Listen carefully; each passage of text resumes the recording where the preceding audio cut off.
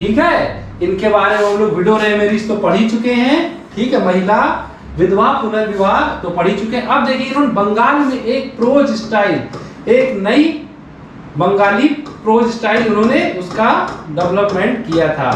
नई बंगाली प्रोज, गद्य या पद्य कहते हैं। सर्च कर लेना नेट पे, नहीं कर पाओ तो हमें बताना, हम भेज देंगे तुम्हारे घर पे लिखकर। गद्य या पद्य, नई बंगाली गद्य पद्य की रचना की थी, ठीक है। गद्य या पद्य होता है प्रोज, पता नहीं हमको भी याद नहीं आ रहा है, आप लोग नेट पे सर्च कर लेना, ठीक है। और ये antichrist domination of the Sanskrit and the scriptural knowledge, यानी कि जो भी ब्राह्मण समाज का, ठीक है, जो भी ब्राह्मण समाज का संस्कृत और स्क्रिप्चुअल यानी कि स्क्रिप्ट शास्त्रीय ज्ञान था। शास्त्रीय ज्ञान, शास्त्रों का ज्ञान जिसे कहते हैं, शास्त्रों का ज्ञान था, उस पर संस्कृत, शास्त्रीय ज्ञान और संस्कृत का ज्ञान, उस पर ब्राह्मणों के एकाधिकार का विरोध करते थे, ठीक है। ब्राह्मणों के, लिख लो, ब्राह्मणों शास्त्रीय, शास्त्रों का ज्ञान, स्क्रिप्चुअल नॉलेज जिसे कहेंगे, और संस्कृत ज्ञान पे कहते थे सिर्फ और सिर्फ जो ब्राह्मण वर्ग उसका जो है एकाधिकार नहीं होना चाहिए, संस्कृत और शास्त्रों का ज्ञान सभी वर्गों के लिए होना चाहिए, ठीक है। देखो फिर इन्होंने संस्कृत कॉलेज खोला, इसीलिए नॉन ब्राह्मण्स के लिए भी, नॉन गैर ब्राह्मण समाज के लिए भी इन्होंने संस्कृत कॉलेज खोला है, ईश्वर चंद्र विद्यासागर जी ने, ठीक है। बहुत ही रटकर बहुत ही शानदार काम कर रहे हैं ये, ठीक है। तो फिर हमने देखा कि संस्कृत और शास्त्रों का जो ज्ञान है उस पर ब्राह्मणों के एकाधिकार का विरोध करते हैं, और उसके लिए ये नॉन ब्राह्मण्स के लिए भी संस्कृत का कॉलेजेस खोलते हैं। और एक जगह हमने पढ़ा था इन्होंने 35 कॉलेज खोले थे, 35 स्कूल लड़कियों के लिए भी कलकत्ता में, ठीक है। अब आ जाओ परमहंस मंडली महाराष्ट्र में, ठीक है, महाराष्ट्र में परमहंस मंडली खोली है दादूबा पांडुरंग जी ने, ठीक है। लिख लो एक बार फिर से, दादूबा पांडुरंग परमहंस मंडली। परम, जहां जहां हमें लगता है कि ना तुम्हारा सुर मिलेगा ना हमारा, उसमें हम हिंदी में लिख देंगे। उसके बाद भी कोई दिक्कत हो तो ग्रुप पे डाल दीजिएगा, शालीन और सब शब्दों में, ठीक है। परमहंस मंडली दादुबा पांडुरंग, ठीक है, दादुबा पांडुरंग, दादुबा पांडुरंग परमहंस मंडली खोलते हैं, ठीक है। ये भी मोनोथिज्म यानी कि एकेश्वरवाद, ठीक है, एकेश्वरवाद को सपोर्ट करते हैं, ठीक है। परमहंस मंडली भी मोनोथिज्म यानी कि एकेश्वरवाद को सपोर्ट करते हैं, और आपस में भाईचारा, प्रेम और नैतिक व्यवहार, भाईचारा, मोनोथिज्म यानी कि एकेश्वरवाद पढ़ाया था, सिर्फ एक ईश्वर में हम विश्वास रखते हैं, ब्रह्मम सत्यम जगत मिथ्यम, ठीक है। एकेश्वरवाद, ठीक है, एकेश्वरवाद, ठीक है, उसका ये सपोर्ट करते हैं। और नैतिक व्यवहार, नैतिक चरित्र जिसे कहेंगे, नैतिक चरित्र, ठीक है, या तो व्यवहार, चरित्र व्यवहार, ठीक है। और ये भी विडो रीमैरिज का सपोर्ट करते हैं, विधवा पुनर्विवाह और महिला शिक्षा, विधवा पुनर्विवाह। परमहंस मंडली, परम याद कर लीजिए, ठीक है, और फिर पांडु, परम, और फिर लिख लो पांडु, योगी शॉर्ट ट्रिक्स, परम पांडु, ठीक है। दादुबा पांडुरंग, सॉरी दादुबा पांडुरंग जी, ट्रिक बनाना पड़ रहा है, पूरा हम सम्मान आपका करते हैं। परमहंस मंडली जी ने महाराष्ट्र में दादुबा पांडुरंग सम्मान इसलिए करते हैं कि उस समय जिन विचारों और जिन सुधारों की ये बात करी बहुत ही क्रांतिकारी था, ठीक है। परमहंस दादुबा पांडुरंग जी ने विडो रीमैरिज, महिला विधवा पुनर्विवाह और महिला शिक्षा का सपोर्ट भी करते हैं, ठीक है। मोनोथिज्म को बताया मैंने अपने, प्रेम, ठीक है, जो वाला प्रेम वहां समझे वही वाला है ये। नैतिक और चरित्र, ठीक है, नैतिक चरित्र, नैतिक व्यवहार की बात करते हैं ये, ठीक है। अब आ जाओ the servants of Indian society. ठीक है, ये किसने खोला? इसको मैं सभी अपने हिंदी के भाइयों से कहना चाहूंगा कि इसको इंग्लिश और हिंदी दोनों में ऐसे ही लिख लें, सर्वेंट्स ऑफ इंडियन सोसाइटी, यानी कि भारतीय समाज के नौकर, ऐसे नहीं लिखा जा सकता है। ठीक है, भारतीय समाज के सेवक, ठीक है, सोसाइटी ऐसे नहीं, the servants of the Indian society लिखें। गोपाल कृष्ण गोखले जी ने खोली है। ठीक है, जी के जी, ये है याद करने तरीका, जी के जी। ठीक है, सबसे इंपॉर्टेंट बात, ये किसी भी राजनीतिक संगठन से संबंधित नहीं थे, लिख लो इसको। ठीक है, the servants of Indian society जो गोपाल कृष्ण गोखले जी ने खोली थी, it did not have connection with any political party, इसका किसी भी राजनीतिक संगठन के साथ संबंध नहीं था। ठीक है, देखिए किस लिए खोला गया था? Training for national service and promoted the Indian interest of Indians. ठीक है, राष्ट्र की सेवा के लिए लोगों को तैयार करना। ठीक है, राष्ट्र की सेवा के लिए, राष्ट्र, ठीक है, राष्ट्र की सेवा के लिए लोगों को तैयार करना। ठीक है, राष्ट्र की सेवा के लिए लोगों को तैयार करना। ठीक है, और भारतीयों के हितों की बात करना, भारतीयों के promoted interest of Indians, Bharat के हितों की, भारतीयों के हितों की बात करना। किसके? भारतीयों के हितों की बात करना। जैसे क्लास में हम बोलते थे, लिखते थे ना सभी, वैसे अभी भी लिखो। ठीक है, to promote the interest of Indians, भारतीयों के हितों की बात करना, वो भी किस तरीके से? संवैधानिक तरीके से। ठीक है, बिल्कुल नोट करके लिख लेना, सब कुछ करना है संवैधानिक तरीके से, क्योंकि गोपाल कृष्ण गोखले जी एक नरम दल के सदस्य थे, he was a member of the moderate wing, तो इसीलिए संवैधानिक तरीका तो आएगा आएगा। ठीक है, लिख लिया ये। अब आ जाओ नेक्स्ट, रामकृष्ण मूवमेंट। ठीक है, रामकृष्ण मूवमेंट पे आ जाओ। ठीक है, रामकृष्ण मूवमेंट, स्वामी विवेकानंद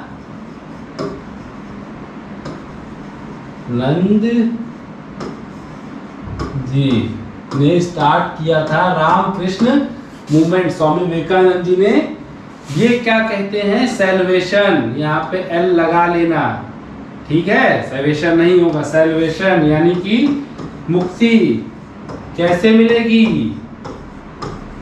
मुक्ति मिलेगी, रिनंसिएशन, रिनंसिएशन नहीं होगा यहाँ, रिनंसिएशन लगा लेना, गलतियां हो जाती, इंसान सही होती है, यानी कि दुनिया को त्याग देना,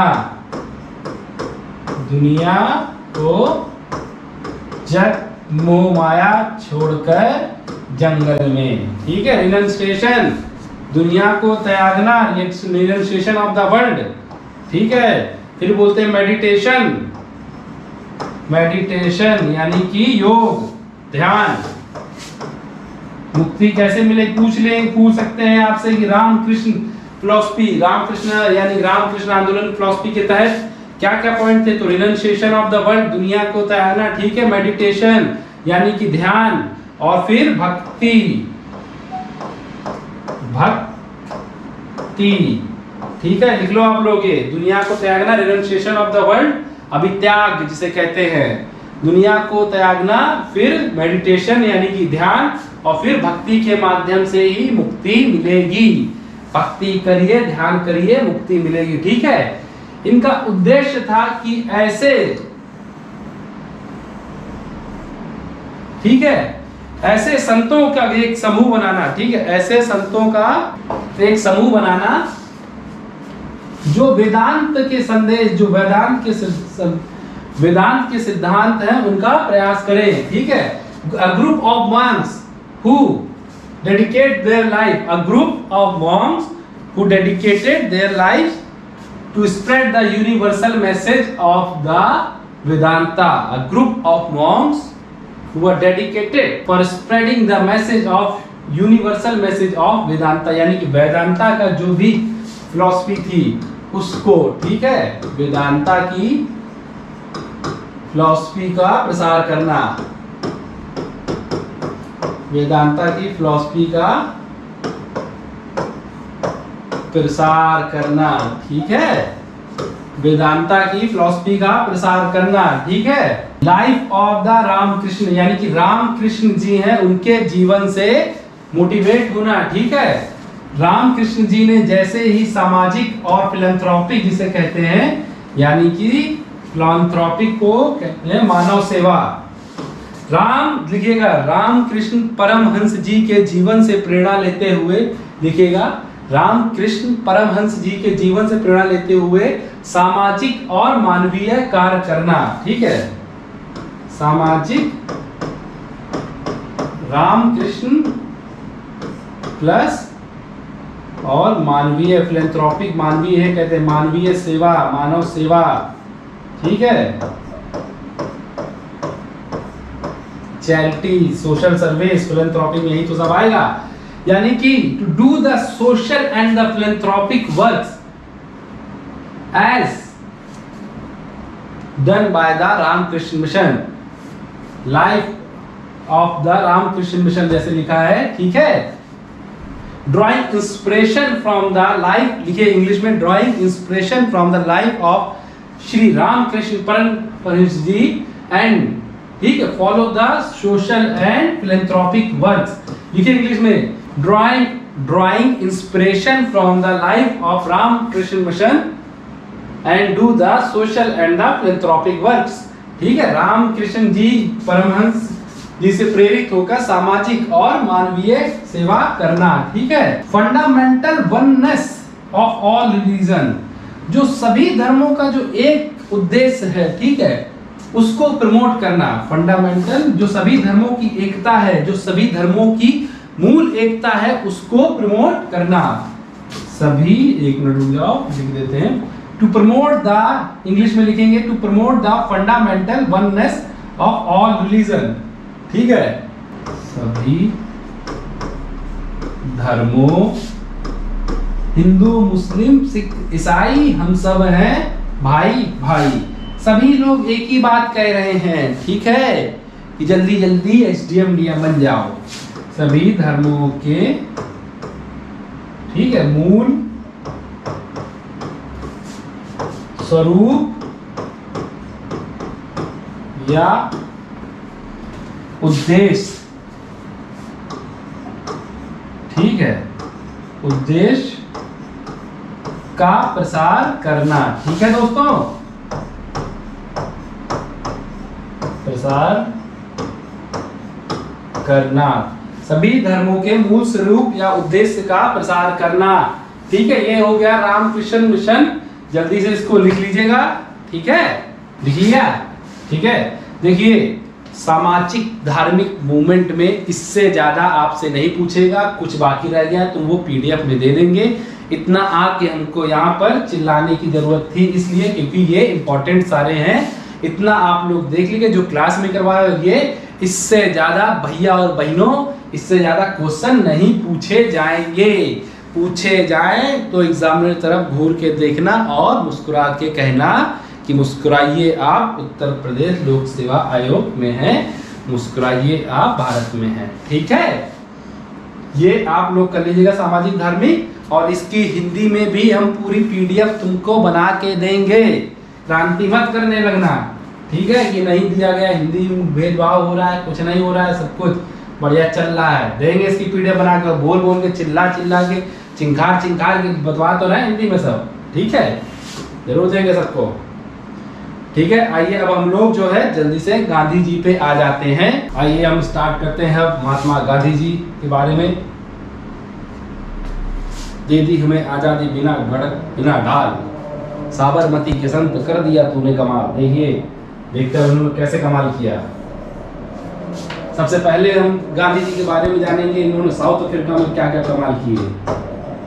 साउथ अफ्रीका में क्या क्या कमाल किए, जिसे कहते हैं अर्ली करियर एंड एक्सपेरिमेंट, ठीक है। जो उनका स्टार्टिंग का करियर था साउथ अफ्रीका में, उसके बारे में हम लोग पढ़ेंगे। देखिए, साउथ अफ्रीका में जब हम पढ़ेंगे इनको, तो इसको हम दो पार्ट में बांट लेंगे, पार्ट ए और पार्ट बी, ठीक है दोस्तों। पार्ट बी में मॉडरेट फेज ऑफ स्ट्रगल यानी कि नरम चरण,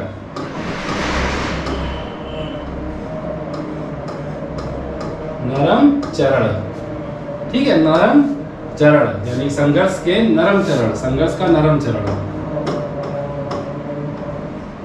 संघर्ष का नरम चरण, ठीक है। यह है गांधी जी का 1894 से 1906, from 1894 to 1906 moderate phase of struggle, ठीक है। फिर हम पढ़ेंगे फेज ऑफ पैसिव रेजिस्टेंस, ठीक है, यानी कि निष्क्रिय विरोध,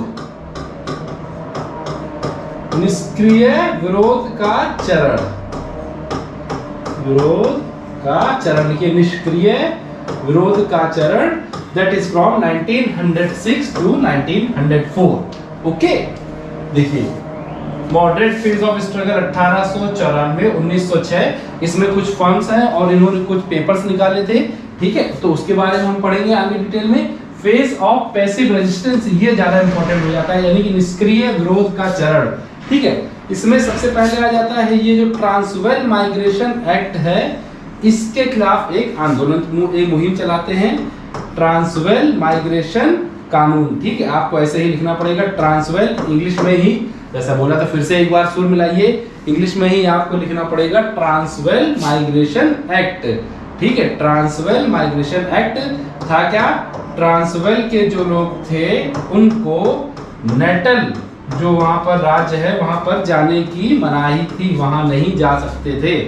जो ट्रांसवेल राज्य के लोग थे वो नेटल देश, नेटल राज्य में नहीं जा सकते थे, उसी के विरोध में ये लोग इलीगली यहाँ पर माइग्रेट कर रहे थे, गैर कानूनी रूप से यहाँ पर गांधी जी के अंडर लीडरशिप में यहाँ से इस एक्ट का विरोध करते हुए ट्रांसवेल से नेटल में माइग्रेट कर रहे थे। Under the leadership of Gandhi ji people were migrating from the Transvaal to Natal, ठीक है। गांधी जी के निर्देशन में यानी कि गांधी जी के निर्देशन में लोग जो है ट्रांसवेल से नेटल की तरफ माइग्रेट कर रहे थे, ठीक है, गैर कानूनी रूप से। सत्याग्रह अगेंस्ट द रजिस्ट्रेशन सर्टिफिकेट, ठीक है, रजिस्ट्रेशन सर्टिफिकेट था एक तरीके से, जितने भी वहां पर इंडियंस थे उनका रजिस्ट्रेशन किया जाता था, एक रजिस्ट्रेशन सर्टिफिकेट दिया जाता था, ठीक है, रजिस्ट्रेशन सर्टिफिकेट, रजिस्ट्रेशन हो गया, ठीक है, सर्टिफिकेट दिया जाता था, उसके खिलाफ भी गांधी जी ने सत्याग्रह किया। देखिए इसमें सत्याग्रह रजिस्ट्रेशन सर्टिफिकेट क्या था कि वहां पर जितने भी इंडियंस थे उनका रजिस्ट्रेशन मैंडेटरी रजिस्ट्रेशन था और उनको वो हर समय, ठीक है, रजिस्ट्रेशन सर्टिफिकेट अपने साथ रखना पड़ता है, ठीक है। मान लो कोचिंग आ रहा तुमसे पूछा रजिस्ट्रेशन सर्टिफिकेट दिखा दो, नहीं है तो तुम उठा के जेल बंद कर देंगे, ठीक है। यही था रजिस्ट्रेशन सर्टिफिकेट जो उन लोगों को अपने साथ मैंडेटरी 24/7 आवर यानी कि 24 घंटा 7 दिन ये सर्टिफिकेट अपने साथ रखना पड़ता था। उसके विरोध में गांधी जी ने सत्याग्रह किया था, ठीक है। यहाँ पर बहुत डिटेल्स में नहीं जानना है, बस एक्ट्स के नाम जान लेने हैं, कौन कौन से मूवमेंट उन्होंने सत्याग्रह चलाए, बहुत डिटेल्स में नहीं, ठीक है। तो ये लिख लीजिएगा आप लोग यहाँ पर, रजिस्ट्रेशन सर्टिफिकेट को बाध्य रूप से 24 घंटे 7 दिन अपने साथ रखना था। उसके विरोध में गांधी जी ने सत्याग्रह चलाया गया था, satyagraha against the mandatory keeping of the registration for 24 hour and 7 days, ठीक है। एंटी पोल टैक्स कैंपेन, ठीक है, वहां पर उन्होंने पोल टैक्स के विरोध में भी एक आंदोलन चलाया था, कैंपेन चलाया था, पोल टैक्स, ठीक है। इतना जाने पोल टैक्स पूरा डिटेल में हम लोग को नहीं जाना है क्या था क्या नहीं था। पोल टैक्स के खिलाफ भी वहां पर उन्होंने एक कैंपेन चलाया था, लिखिएगा हिंदी में, पोल टैक्स के खिलाफ भी एक कैंपेन चलाया था, ठीक है। अब देखिए वहां पर क्या था, इनवैलिडेशन ऑफ द मैरिजेस, ठीक है।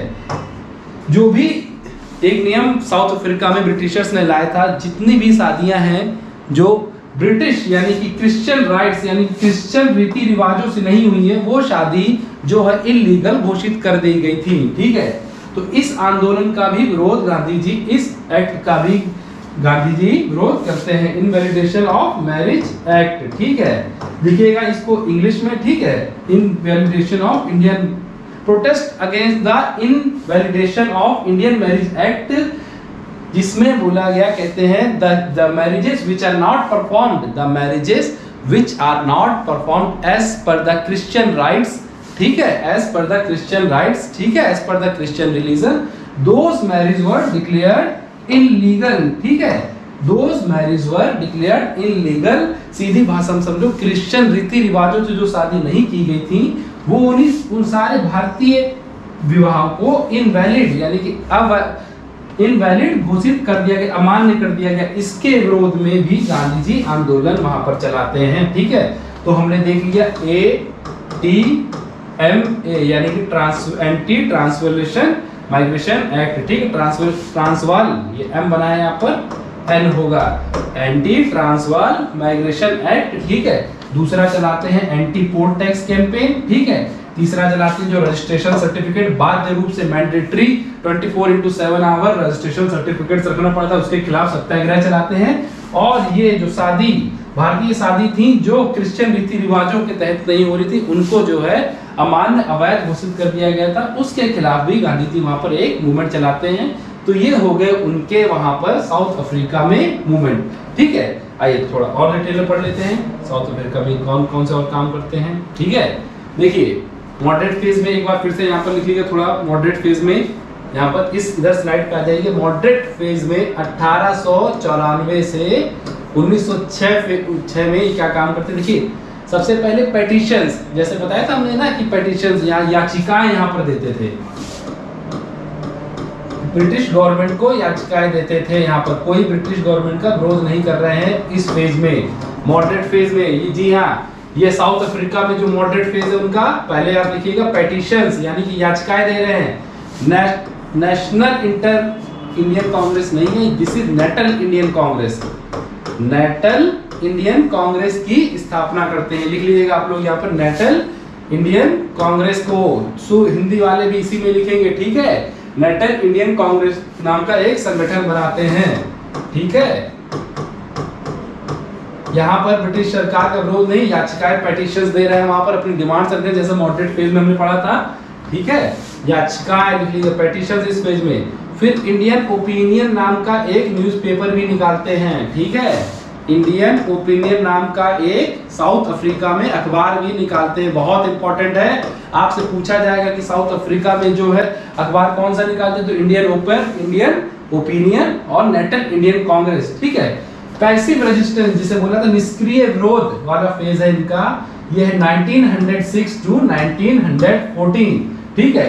इस फेज में सिविल डिसओबीडियंस जिसे कहेंगे, या तो सत्याग्रह, सविनय अवज्ञा, या तो इसको या सविनय अवज्ञा, ठीक है, या सत्याग्रह। इस फेज में इसका ये सहारा लेते हैं, ठीक है। तो जैसे आपको पढ़ाया था मैंने कि रजिस्ट्रेशन सर्टिफिकेट के खिलाफ ये अपनी मुहिम चलाते हैं, anti poll tax, invalidation of Indian marriages act, ठीक है, ट्रांसफर इमिग्रेशन एक्ट, ठीक है, ये सारा पहले आपको पढ़ाया था, ठीक है।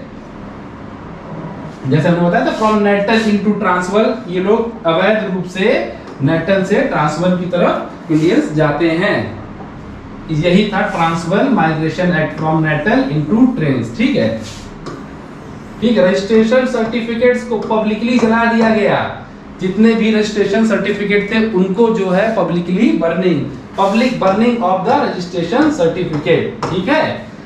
Invalidation of Indian marriage act आपको पढ़ा दिया है, ट्रांसफर माइग्रेशन एक्ट पढ़ा दिया है, ठीक है। अब देखिए इसका इंपैक्ट क्या हुआ, गांधी जी के जितने भी मूवमेंट्स चले वहां पर एक ही अधिक से अधिक डिमांड एक्सेप्ट वहां पर कर ली गई, मेजर डिमांड, मुख्य मांगे थी, सभी इनकी एक्सेप्ट कर ली गई, मुख्य मांगे इनकी एक्सेप्ट कर ली गई, ठीक है। जैसे एंटीपोल इनवैलिडेशन ऑफ मैरिज एक्ट था, इसको भी खत्म कर दिया गया।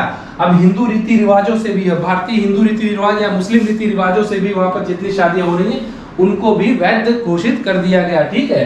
ये ट्रांसफर इमिग्रेशन एक्ट, इसको भी खत्म कर दिया गया, ठीक है।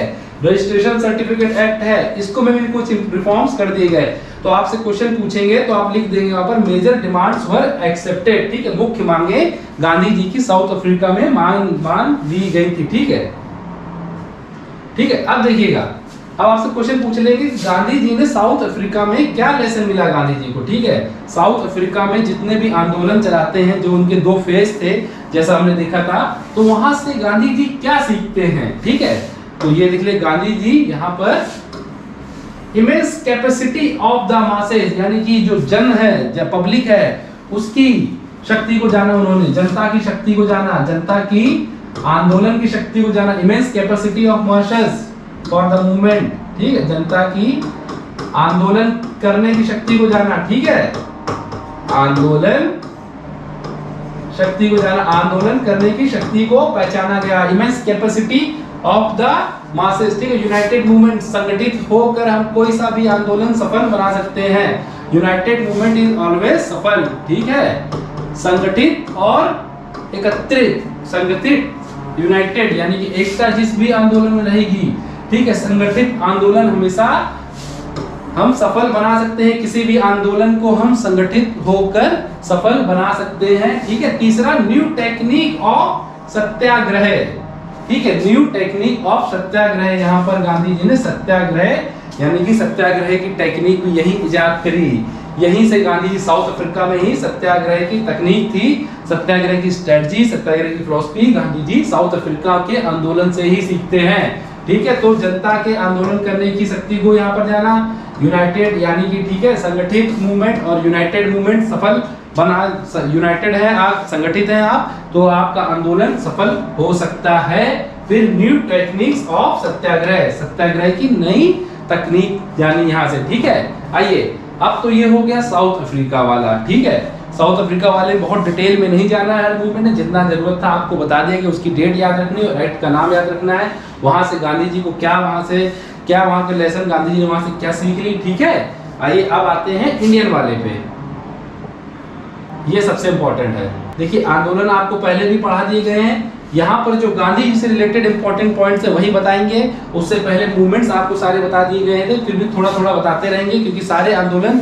मूवमेंट्स की क्लास अलग से हो चुकी है। यहाँ जो गांधी से रिलेटेड है वो आपको बताया जाएगा, ठीक है। देखिए, आइए इसको ऐसे ही चार्ट बना लीजिएगा एक बार, फिर से इसको ऐसे ही स्क्रीनशॉट लेके एक चार्ट बना लीजिएगा, ठीक है।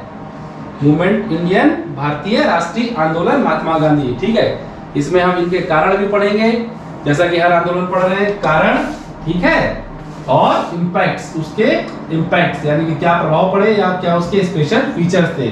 देखिए, आइए सबसे पहले हम आते हैं हमारे चंपारण सत्याग्रह, चंपारण आंदोलन, ये होता है 1917 में। इसमें क्या था, बाध्य रूप से किसानों को चंपारण में, लिखिएगा हिंदी में, बाध्य रूप से किसानों को चंपारण में 3/20 खेती के हिस्से पर इंडिगो की खेती करनी पड़ती थी, नील की खेती करनी पड़ती थी। लिखिएगा सभी लोग, बाध्य रूप से किसानों को 3/20 हिस्से में नील की खेती करनी पड़ती थी चंपारण में, ठीक है, बिहार में पड़ता था। Mandatory cultivation of indigo on the 3/20 part of the land, ठीक है। इसको कहते थे तीन कठिया सिस्टम।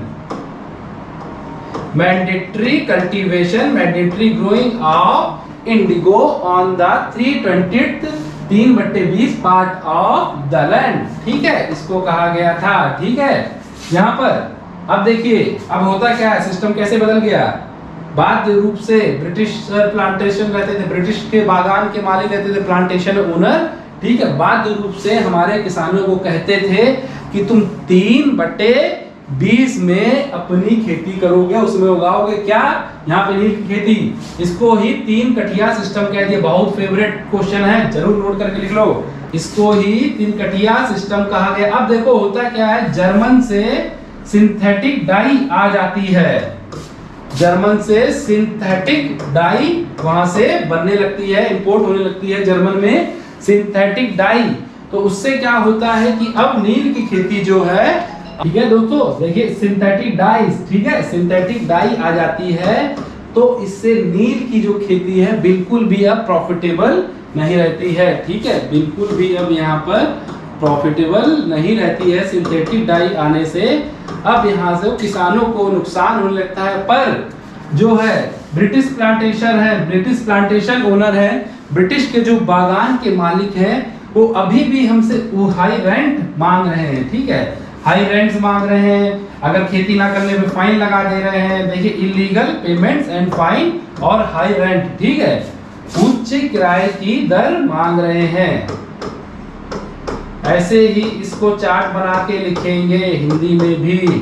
ठीक है, 3 कथिया सिस्टम में पढ़ा दिया, 3/20 ही पढ़ा दिया। अब जर्मन सिंथेटिक डाई आ जाती है, उससे क्या होता है, इसकी खेती बिल्कुल भी उसमें फायदेमंद नहीं रहती है, पर फिर भी इनसे किसानों से उच्च किराए की दर, हाई रेंट मांगा जाता है और अवैध रूप से फाइन्स मांगे जाते हैं, फाइन लगा दिए जाते हैं इन पर। ठीक है, शुल्क लगाए जाते हैं इन पर, फाइन लगा दिए जाते हैं।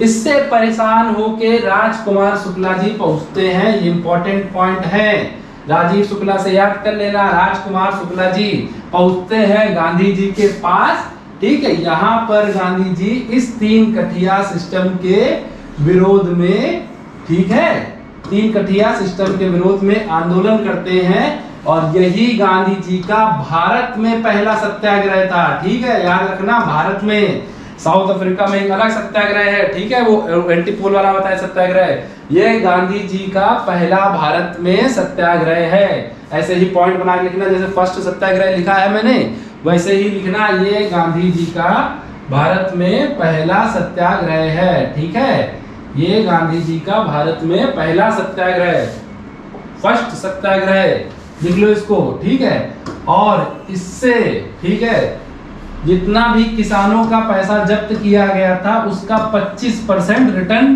कर दिया गया। ठीक है, ये मूवमेंट सफल होता है। ये आंदोलन में लिखिए, दिस मूवमेंट वाज सक्सेसफुल, सफल होता है, और किसानों का जितना भी पैसा जब्त किया गया था उसका 25% वापस कर दिया जाता है। ठीक है, इसको सफल बोलेंगे।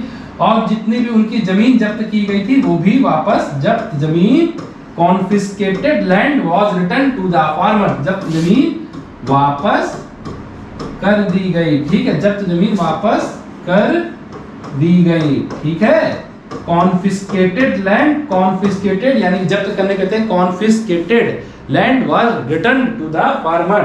ठीक है, इंग्लिश वाले लिखें, जब्त जमीन वापस कर दी गई, confiscated land was return to the farmer. और राजकुमार शुक्ला जी यहाँ पर। ठीक है, तो हमने इसके कारण भी पढ़ लिए इस आंदोलन के, हमने इसका इंपैक्ट भी पढ़ लिया। ठीक है, पहला सत्याग्रह था, 25% पैसा वापस दे दिया जाता है। राजकुमार शुक्ला जी यहाँ पर बहुत फेमस रहे हैं। ठीक है, राजीव शुक्ला जी याद कर लीजिए। कब मूवमेंट हुआ 1917 में, इसमें क्या था, 3/20 पार्ट पे जबरदस्ती हमको नील की खेती करनी पड़ती थी। इसको कहा गया 3 कठिया सिस्टम। जर्मन सिंथेटिक डाई आ जाती है, फायदेमंद बिल्कुल भी नहीं रहता है, इसीलिए इस पर किसानों ने विरोध कर दिया। कौन सा है, पहला सत्याग्रह, फर्स्ट एस लिख लेना यहाँ पे। ठीक है, फर्स्ट एस। अब आ जाओ अहमदाबाद मील स्ट्राइक। ठीक है, अहमदाबाद में मील में बंदी होती है जिसको कहते हैं स्ट्राइक। ठीक है, ये गांधी जी की भारत में पहली स्ट्राइक थी।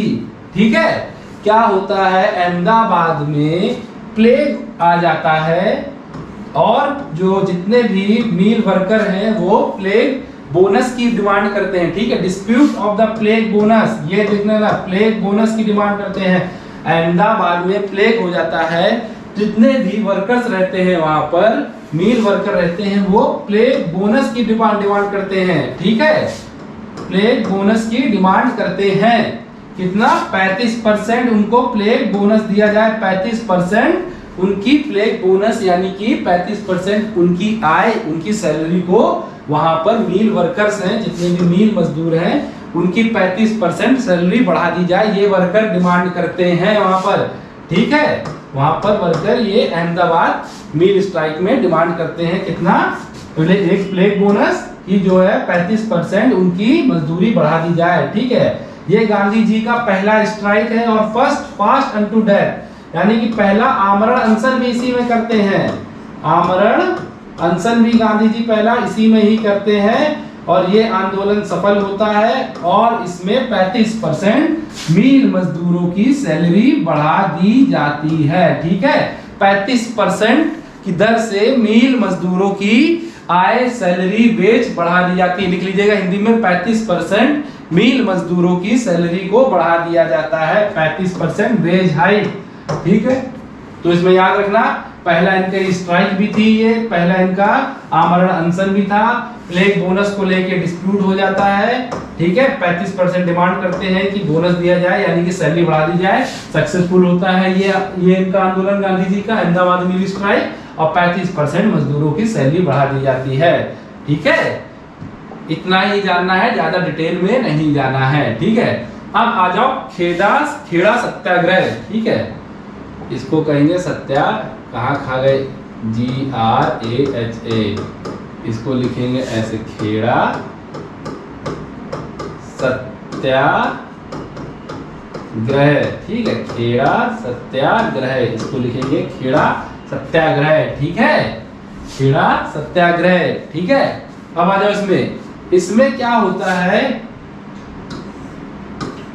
गुजरात के खेड़ा में वहां पर सूखा आ गया होता है। ये गुजरात में है खेड़ा, गुजरात में के खेड़ा में सूखा आ जाता है। ठीक है, there was drought in the Kheda district of the Gujarat, there was drought DROUGHT। ठीक है, drought in the Kheda district of Gujarat के खेड़ा जिले में वहां पर सूखा पड़ जाता है। ठीक है, और उससे फसल की हानि होती है, and there was crop loss. फिर भी सरकार वहां पर जो है राजस्व को माफ नहीं करती है, कहती उसके बाद भी टैक्स नहीं दे, टैक्स उसके बाद भी देना पड़ेगा। तो फार्मर्स डिमांड करते हैं, क्योंकि हमारी फसल की हानि हुई है सूखे की वजह से, there was crop loss due to the drought. तो फार्मर्स डिमांडेड कि their land revenue should be माफ, जिसे कहा जाएगा उनके लैंड रेवेन्यू को माफ कर दिया जाए। They should be relieved of their tax, land revenue। ठीक है, राजस्व को उनके माफ कर दिया जाए। The government should renounce the land revenue। ठीक है, उनके राजस्व को माफ कर दिया है, क्योंकि खेड़ा सत्याग्रह में वहां पर सूखा पड़ जाता है और फसल की हानि हो जाती है। ठीक है, देखिए ये भी आंदोलन सफल रहता है और सरकार इस बात पे राजी हो जाती है कि उन्हीं किसानों पर, लिखिएगा उन्हीं किसानों पर सरकार इस आंदोलन के तहत उसी किसानों पर सरकार टैक्स लगाती है जो समृद्ध किसान हैं, जो टैक्स देने लायक हैं। ठीक है, as a result of this movement government imposed tax only on those farmers which were well to do, which were able to pay the tax। ठीक है, which did not occur, which did not have the major crop loss। उन्हीं किसानों, only those farmers were asked to pay the tax which were able to pay the tax। ठीक है, only well to do farmer। ठीक है, सभी किसानों पर कर की एक मुश्त राय नहीं लगाई गई। ये हो गया खेड़ा सत्याग्रह। ठीक है, बिल्कुल देखिए, government force up to even after the crop loss, यानी कि सूखा यहाँ पर पड़ जाता है। ठीक है, आगे समझ में आपको। अब आ जाते हैं रोलेट एक्ट पे। ठीक है,